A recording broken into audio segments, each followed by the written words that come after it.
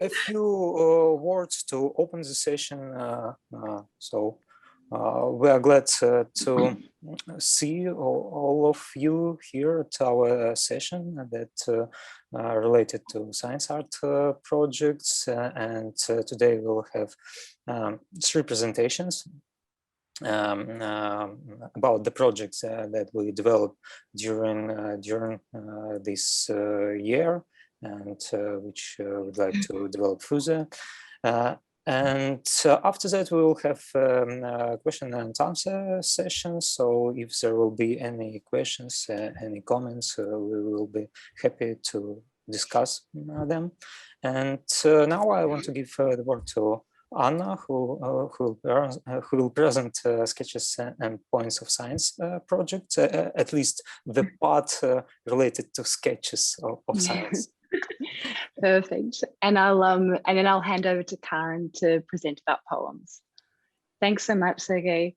So I'm just going to talk really briefly, because the idea is to kind of extend an invitation out to all of you at this session and to the wider GYA membership about this project we want to start up called Sketches of Science.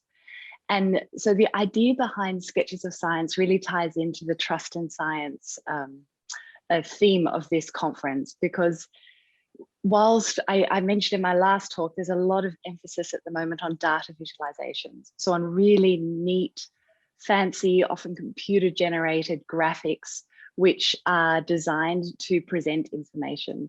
And often this can seem quite overwhelming to individuals to engage with. And what I think is quite interesting is to look at more of the behind the scenes work of scientific work. And they're the sketches of science. So that's the kind of work which, this is a really nice example of a sketch, one of the sketches of the surgical mask, which was just done on a notepad, which shows some of these ideas of scientific work in the making. So this is an idea that really relates to the science and art working group. It's an idea that in terms of in the spirit of Sasha kind of memory and continuing on his creative projects, this is from an email I received from him in March 2020 about the idea, where he said, yes, let's do these sketches of science. Everyone can just take a little recording from their lab, from their home, a sound bite. And so we really want to forward this project also with his, he had a lot of enthusiasm for it. So just in a minute, what I'd love everyone in this room to do is to think of what a sketch or a doodle or a working or a sound bite, as Sasha says in his email, might be in your particular research. And you can just think of it in your head. You can pop it in the chat. There are some ideas here in the next slide. It could be that they're equations you do on a whiteboard behind you while you're thinking through things at home or in your lab. It could be things you do in the back of an envelope.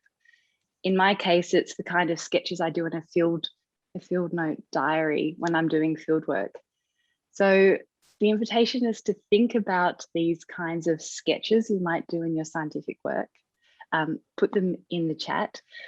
Think about them. And I'm also going to post a link to our Agora site where you can also start accumulating ideas. And we're going to keep in touch with all of you after the AGM to forward this project, firstly in an online setting, and then hopefully in a physical setting in Japan. And yeah, to that, I hand over now to Karen to introduce another project in our working group. So thank you very much, Sergey, and thank you very much, Anna, for the introduction. Before I start, please excuse me if I disappear. We are currently experiencing electricity cuts, and this is affecting our internet connectivity very much. So I would say a very warm welcome. It's to everyone, the GIA members, the alumni and esteemed colleagues. It's such a pleasure for me today to presenting this project, and this is forming part of the Science and Art Working Group. And I hope you are just as excited as I am. I'll try my best to keep my presentation short and sweet so that we will have enough time for questions. So this presentation will focus on providing a brief overview and introduction to the Poems in Science project as part also of the Sketches in Science project. So let us start. Anna, you can go to the next slide. So first, I would like to just give you a little bit of background about the history of science and poetry and where did it all start. So the history between these two themes, they started way back in the 1700s when poetry was recognized as an intellectual language, and it was also used as the preferred format to write scientific treatises. Then when we moved to the 19th century, poets started to react to scientific developments. And scientists themselves, they started to express complex themes through poetry. And even as early as 1984, a physicist, he published his work as a poem in the Proceedings of the Astronomical Society of Australia. And today, some journals also accept poetry having different types of themes. Now, one journal coming to mind is this Journal of the American Medical Association, and there's some others as well. And very interestingly, poetry has also used to shape thought. And here comes to mind the collaboration between the poet John Milton and Charles Darwin. This is very interesting. So Anna, you can give the next slide, please. So why are science and poetry such good friends? So unlike when you write very strict, very, professional scientific verse, that has to be very strict use of language and words. In poetry, you're allowed to express your ideas in a free and very amusing manner. You can play with comparisons, with familiar, unfamiliar ideas. You can break information up, and most importantly, it can guide understanding of complex science, and very interestingly, it can even promote creative thinking. So Anna, if you can go next slide, please. So scientists, they actually studied how poetry affects brain activity, and they did functional magnetic resonance imaging on the brains of participants that were reading poetry. And fascinatingly, they found that certain areas of the brain were activated, and these were the reading area, also the area that give rise to shivers, that's very interesting, the memory area, and also the area that focuses on review and reflection. So with all of this background in mind, I hope you are all feeling very inspired to start writing your poems. And we have already received our first poem. So why should you consider submitting this poem? It will be a good opportunity for you to practice your communication skills in a completely different format. In a time of science mistrust, science poetry can also help increase engagement and interest in science, and also help interpret very complex scientific ideas. Then the theme of your poem, what should you write about? This can be really anything. You can write about your work and its applications, your science journey, or you can even use a poem as an educational tool. For example, like we had in the GYA connection section, also you can use if you're an expert in astrophysics, you can explain astrophysics in a poem. If you are a behavioral scientist, you can use the word be, or if you want to explain certain specific scientific terminology in a poem. I mean, it's a very wide scope. Just get creative and get submitting your poems and your sketches. Now, all of the guidelines for the submissions are listed on the Agora page on our working group page. So have a look at that. We will also send out the email later after the AGM, and yeah, you can have a look there. So we look forward very much to receiving your work. Thank you very much for your time and listening. Please send those poems and those sketches to me and Anna. And yes, thank you for your time. Hope you enjoyed it. Thank you, Karen. Thank you, Anna, for the presentation. And now I think we can invite Cristina to present the project that she started to discuss in the previous session. Okay, thank you very much. And it's really my honor to moderate this panel with you, Sergey. And since I was very grateful to to Anna, who showed this email from Sasha. And I would also like to say that when Sergey and me talk about the possible title for this panel, how can we call it? And finally, we decided to give this title of Dialogues Between Languages of the Mind. It was a way of paying homage to our colleague, Sasha, because for us, he was a paradigm of having this dialogue between the languages of the mind. So we wanted to reinstate this very positive and inspiring presence, which will forever be part of this working group. And without further ado, I will share my screen with you. So let me start my presentation. Okay, here we go. So I'm very happy to go after Karen's presentation on poetry, because the main motto was the idea that sky's the limit. So that was very empowering indeed. And I would like to go deeper into the points and the insights I was talking about in the previous panel, and this idea of mirrors and triggers as ways of approaching this wonderful source of cartoons in order to study the evolution and the potentialities of how we deal with the global pandemic. So first of all, I would like to explain that from the point of view of my discipline, I look at cartoons through a critical discourse analysis and also the field of visual semantics.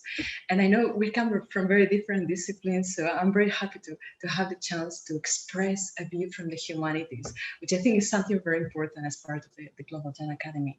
So I think cartoons are really fundamental because they offer this complementary examination of key actors and key factors in transnational ways of expressing this development, these challenges, and these hopes as well in interconnected societies. Because as I was saying in the previous session, we have some time to think about possible and positive changes we can implement in society, in economics, and so on, from an environmental point of view, from a social interaction point of view. So the pandemic, even despite the tragedies and beyond the tragedies, offers this possibility, this ground for exploration of new ways of implementing our socioeconomic and societal priorities. So they also deal with this idea of reality in the making. They shift a lot, and we see all these changes. And if there's something we realized through the year 2020 and also this year, is not that we can rely on success stories, you know, like a Kuhnian model of science, like ever developing progress, but more on the idea of reactions to crisis and responses to crisis. How can we move forward through responses to crisis? So from that point of view, I think that cartoons are a really neglected mechanism of analysis. And I was talking before about this dichotomy between mirrors and triggers. And of course, this is based, I was saying, in the famous quotation by Bertolt Brecht that art is not a mirror held up to reality, but a hammer with which to shape it. And this is, of course, very difficult to measure, but I think it's a very important challenge. And also cartoons, they offer freer and differential modes of expression as graphic sources. And this reminds me a lot about jazz. And for instance, John Coltrane's theory of jazz music. He said, I start in the middle of a sentence and I move in both directions at the same time. So that's the power of images as a way of expression and also a source for study of a societal development. And then we would have this question like, why printed press cartoons as sources? I would say because they offer this semantic weight of historical turning points, and they illustrate origins and consequences, but most importantly, the rupture of patterns. Nothing ever happens if a pattern is not broken, and they really reflect this rupture of patterns. So that's why I'm so interested about that. And at the same time, they really emphasize the shaping and the strategic power of very contentious issues. And for instance, we could mention these counteracting forms of social paralysis due to the pandemic and uncoordinated crisis management. So this is very much expressed in a graphic way, in a compressed way, in this pictogram kind of multiple meaning way of the cartoons. And I would say also that they offer this overview of changing priorities. events. We were talking about turning points in history, timelines of the pandemic. So they really portray the changing priorities, the societal concerns, and also the critical interpretations of these rapidly changing experiences. And that's a power we have if we use them as sources for research as well. And also they illustrate things that are not said by other kind of media. And what I was trying to do as part of my project was trying to combine the semantic weight and the power of images of cartoons with qualitative and oral history interviews with key players in the process. And in order to compare these ideological positions and the shifting interpretations, it could be political actors, civil society representatives, and so on. So I would say they really offer a critical stance, and at the same time, I mean, they are not just mirrors, they are trigger of debates, of social debates about crucial conflicts and crises we are experiencing. And of course, this is related to the idea of utopias beyond the social paralysis of the pandemic. So we have an image projection of a probable or a hopeful reality, and how can we consolidate this reality?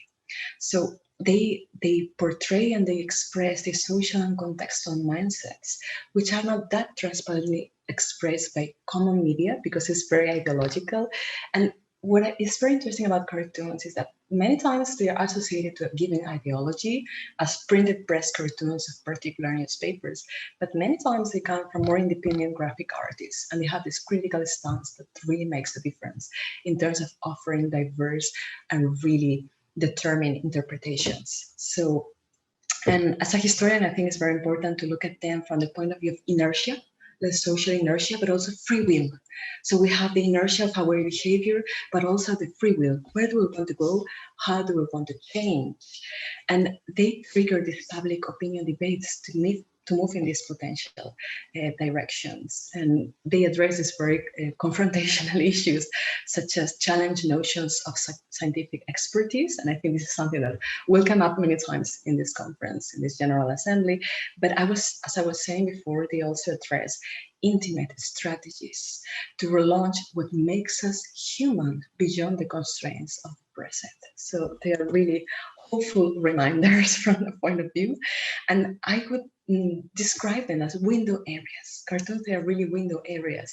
They offer these potentially transformative combinations for a new reality. They are inspiring and empowering in that sense. And what I would like to do for future research is also focusing on pattern tracing of these aesthetic models to reflect, how can they reflect reality, but how they influence it. So thank you very much for your attention, and I hope you were inspired by these mirrors and triggers for positive societal change. Thank you. Okay, Cristina, thank you very much. Now we will move to the next presentation. I will talk about the project that we developed recently.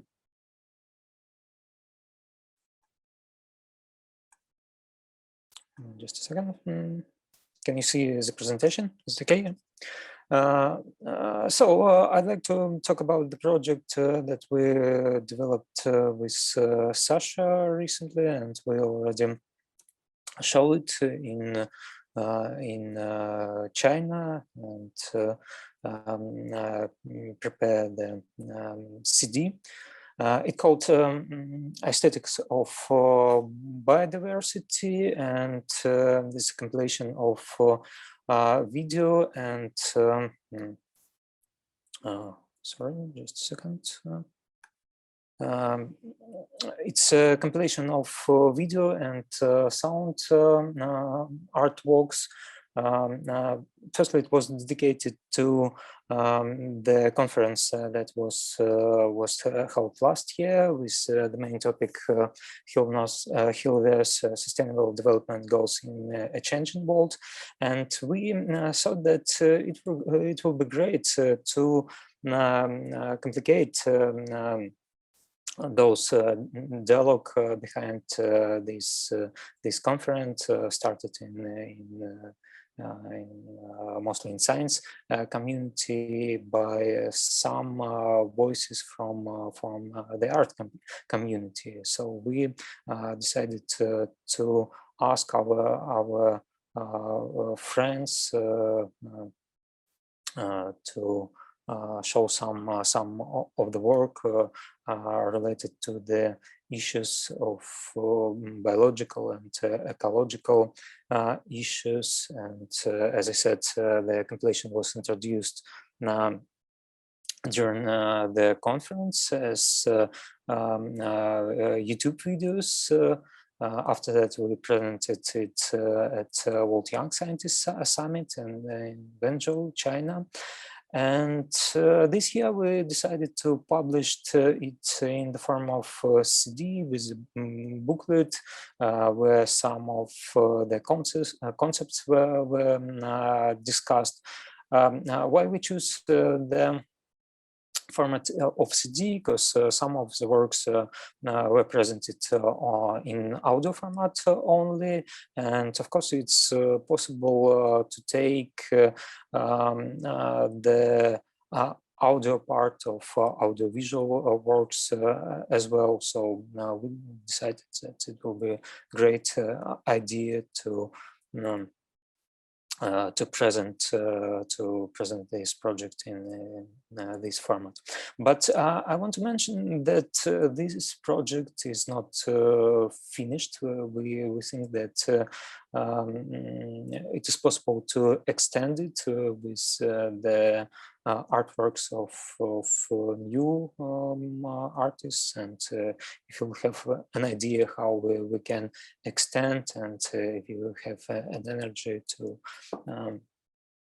develop it further, it will be great. So we have some ideas, and we can discuss them later. I'd like today. I'd like to talk a little bit about the ideas behind the works presented on this compilation, and maybe discuss some techniques. So maybe, as you know, the biology has long been a topic in paintings and in photo artworks, and in music composition as well. Talking about paintings, they could be used like an instruments in biological science, and from historical point of view, we have a lot of good examples. But sorry.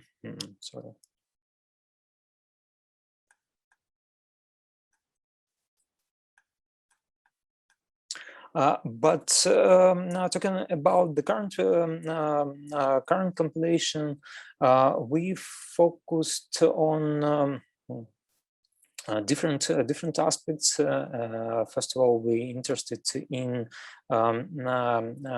concept derived from scientific research in the field of biology and ecology. It could be plant, insect, and animal behavior.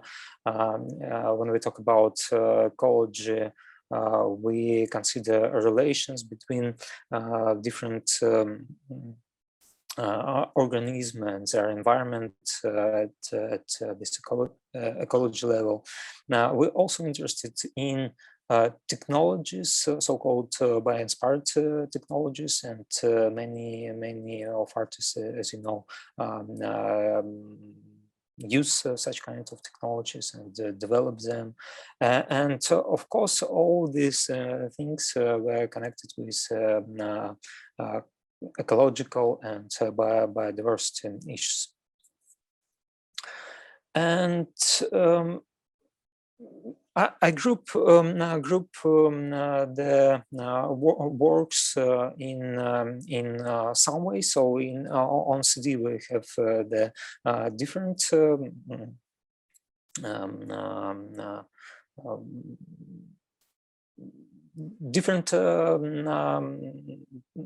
tracks, and they have different position. But here we have some artists who work with field recordings. There are a few of them, and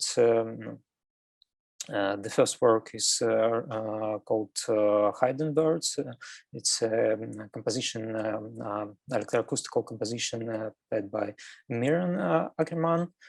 You could see her performance in last exhibition in Halle, where they collaborated with Sasha and this Dauphinet project. So for this compilation, she prepared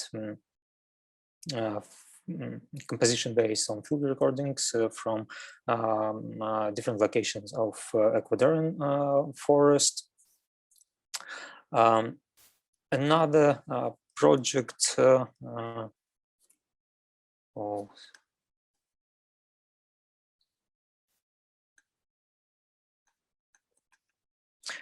another project in the field of field recordings is from Boris Shoshenkov.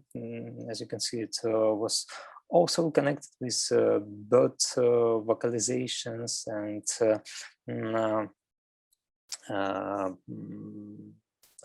sound of bird colony, but here we have another concept which resonate with this idea of duck ecology, and here we can see the birds in the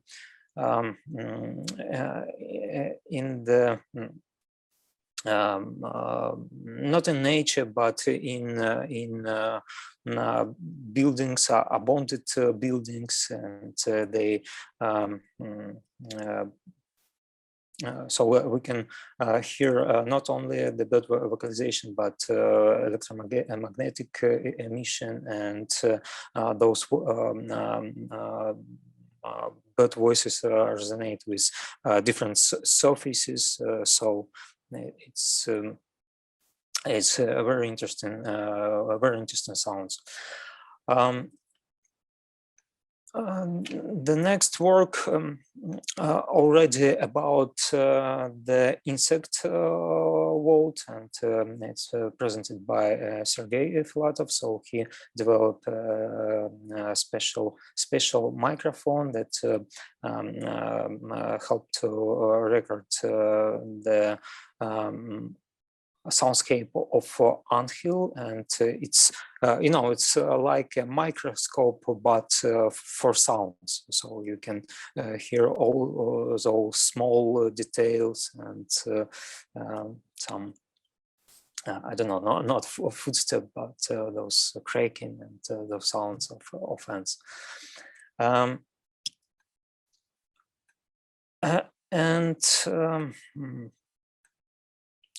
Here we have another type of field recordings, but already in home studio, and it was presented by Franz John. So he decided to listen how the hops grows, and yeah, it's a fantastic concept, and to listen the plants and try to record their sounds. So he also developed special techniques for that, and you can try to hear how the plants grows. Another series of works are related to so-called data-driven music, and here is my work where I use maggots like like a source of signals, like a source of data. So I analyze their behavior, their movement, and then mapped this data to parameters of sound synthesis algorithms. But at the same time, I also recorded the sounds from the maggot swarm, and you can hear the natural sounds and these synthesized sounds as well. The same approach, I guess, already with Beluga was used by Vlad Kanankov from Vladivostok. So he decided to analyze the beluga behavior in captivity and build the model using some machine learning techniques. And it's not only sound work, it's audiovisual work, and he visualize those movements, and also use some sounds of beluga, and so he tried to make this connection between movement and sound. So it's also really interesting work. And here's the series of work based on neural networks and audiovisual representation of those algorithms. So the next work is from Alexander Serechenko and Ekaterina Pryanichnikova. It's called Herbarium. So they trained a neural network on dataset of plants, plant images, and they try to develop new images. So they try to get those imagination of neural network about plants and about those images.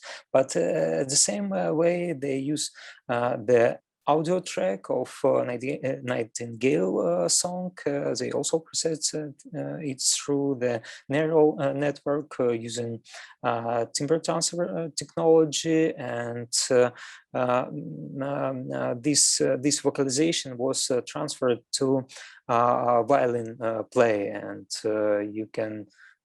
It's a fantastic experience. So something in between the natural sounds and composed music, and with those pictures that flow one to each other. It's really impressive. And the last work, I think it was done in the same way. It's called Hanami by Konstantin Dyachkov and Polina Leshchenko. They also use neural network technologies, but here they wanted to write the question about the biodiversity value in different cultures, and how we take these values, how we work with value, how we interpolate these values in different ways.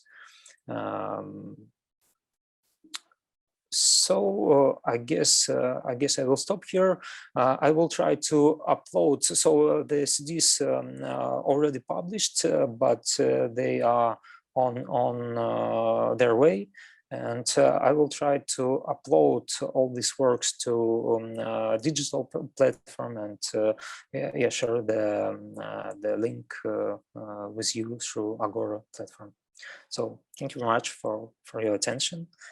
And now I think we can go to round of questions, right?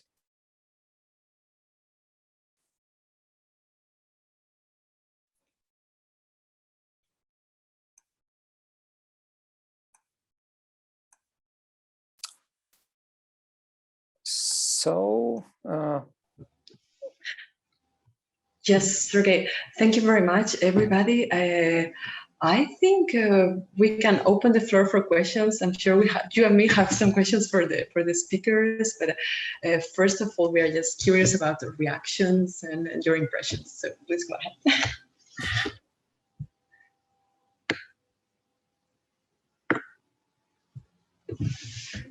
Okay, so Stefani, you have the floor. Go ahead.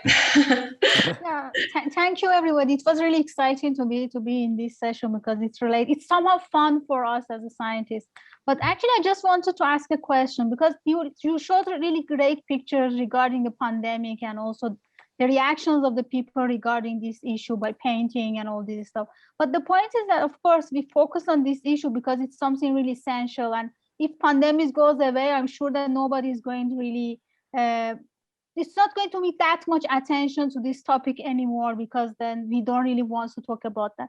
My concern is that in the case of the science, if you want to have the art involved in the case of the science, how we can interact with the artist, saying that, okay, because we are not an artist, so we don't have that much talent. Somehow we know, but we are not that talented. So how we can encourage them to get involved in the case of the science, to show the beauty of the science in general? Because we know that, for example, in ancient years, it was really important to have the paintings to show the scientific things, especially the anatomy of the body. And this, even they are still in the medicine books because they have done it in a really great way those days. How we can involve artists these days to show the beauty of the science? One of my main, because the people that they are working with, the artists, they know their languages much better than the scientists. So how we can encourage them to be with us in this journey? I think, it's not a question of one language being more expressive or better than the other. When we planned this title for the session about languages of the mind, they are just different possible expressions. So being a graphic artist or producing music or writing verses or producing scientific results, there are different languages. And I think we can encourage a dialogue between all these languages. So I think it would be like something among peers. It's not one dominating language over the other, but just an invitation to talk like in a round table at the same level.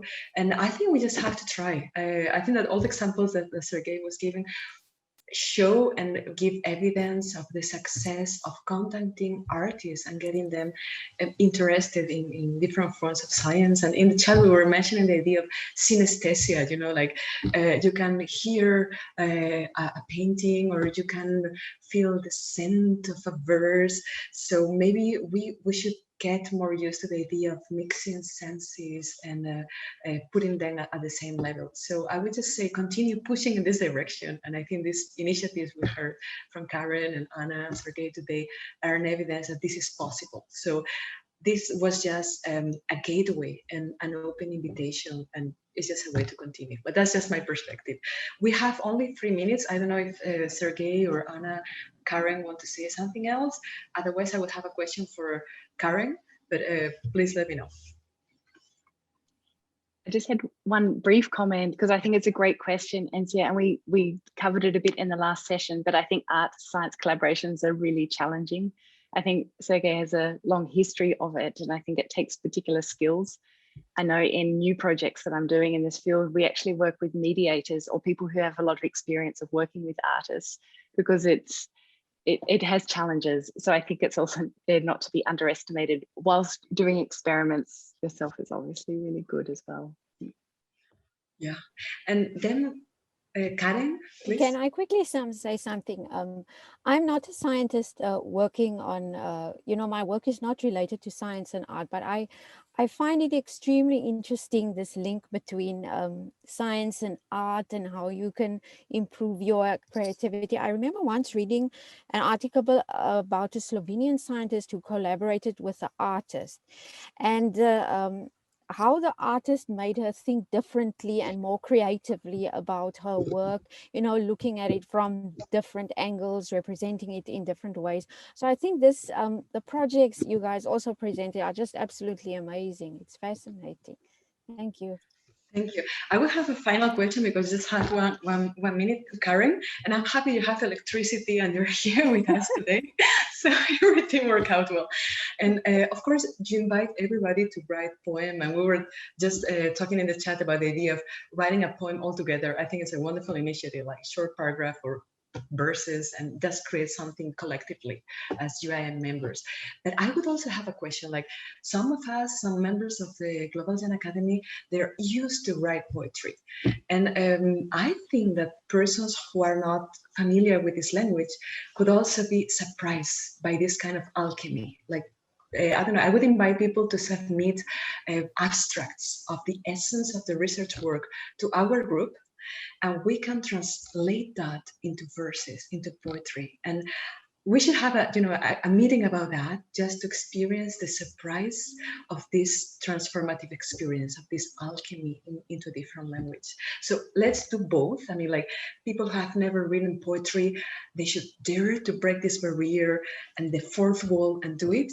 But at the same time, send us your materials, brief abstracts, and we can transform that for you. And then, wow, element of surprise. So before we close the session, and I would like to invite everybody, if you all agree, Sergey, and all our colleagues, to continue submitting questions to our Agora link, because we will be very happy to be in touch and to answer any question you might have. And we are very sorry we ran out of time, and we are very grateful even for the very dynamic response to all the presentations and all these languages of the mind and dialogue. So thank you very much, everybody.